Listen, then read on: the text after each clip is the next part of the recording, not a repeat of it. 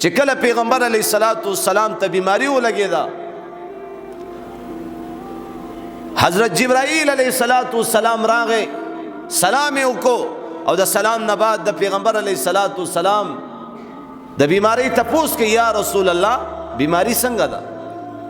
الله رسول ورته فرمایي طبیعت ناسازه، تکلیف ډیر زیات، اے جبرائیل ډیره سخت ده را باندې.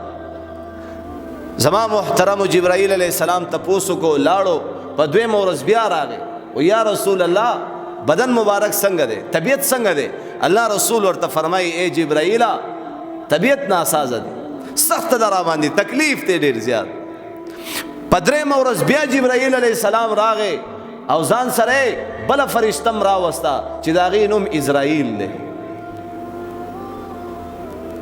دا اسرائیل زما استاد کور مېلمه دی، یو نه یو ورځ بازیری کوي، اجاڼۍ ځان تیار کا، زنانو ځان تیار کوي، نارینو ځان تیار کوي.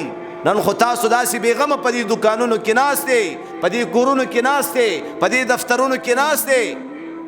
تاسو وایئ چې بس موږ له خو مرګ نشته، موږ خو به همیشه په دې دنیا کې، موږ به همیشه په دې دفترونو کې، همیشه په دې دکانونو کې، همیشه بس نہ جنا اجل ہی نہ چوڑا نہ کسرا نہ دارا، اسی سے سکندر صفات بہارا، ہر ایک لے کے کیا کیا نہ حسرت سدارا، پھرا رہ گیا سب یونی ٹاٹو سارا، جگہ جی لگانے کی دنیا نہیں ہے، یہ عبرت کی جا ہے تماشا نہیں ہے.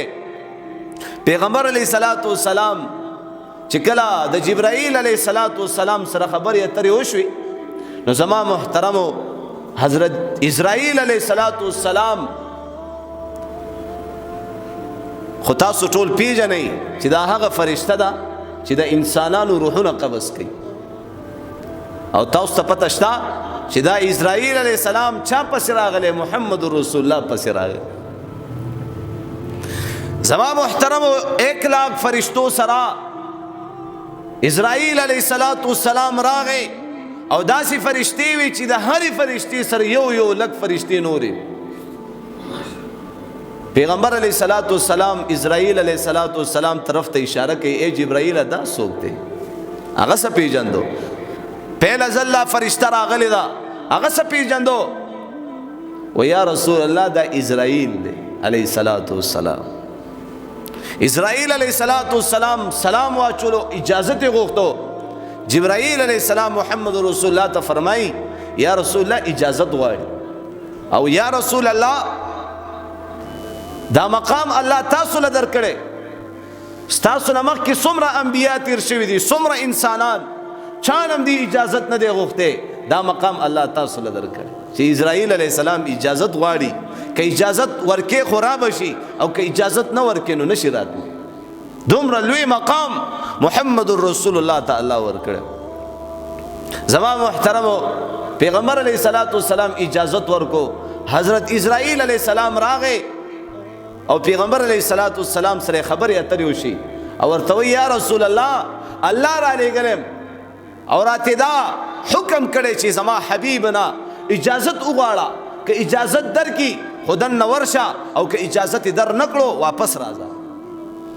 یا رسول الله الله جل جلاله را لېږلم ستاسو د روح قبض کولو دپاره، ستاسو اجازت دی. پیغمبر علیہ السلام جبرائیل علیہ الصلوۃ والسلام ته سترګې ورړی، اے جبرائیل دا څه وی؟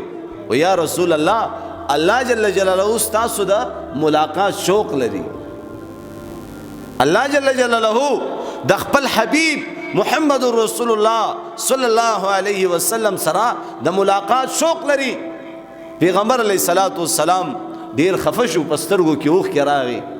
زما محترمو هغې نه بعد اجازت یې ورکو، او د الله د رسول د مبارک بدن نه روح پرواز شو. انا لله و انا الیه راجعون.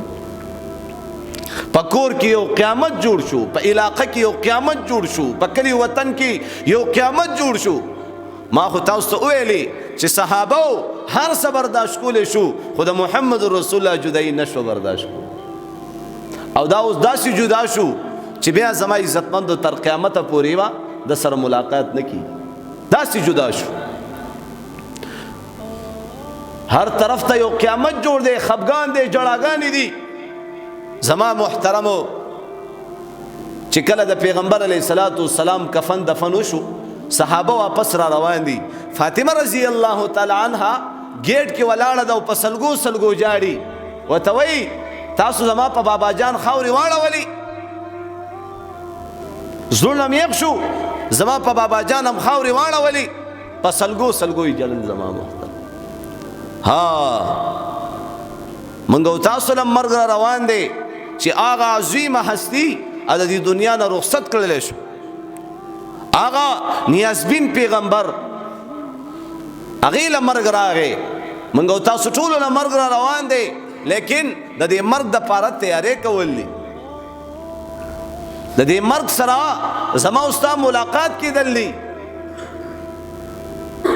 نن هر انسان ټولې زنانا نارینا زما عزتمندو نوجوانان دا ټول د الله په نافرمانو کې اخته دي د دنیا په خواهشاتو کې اخته دي لیکن دې ته پته نشته چې ما له مرګ را روان دې ته پته نشته چې زما په دنیا کې یو میاشت پاتې ده هفته پاتې ده کال پاتې دی ورځ پاتې ده 15 منټه څومره وخت مې پاتې ده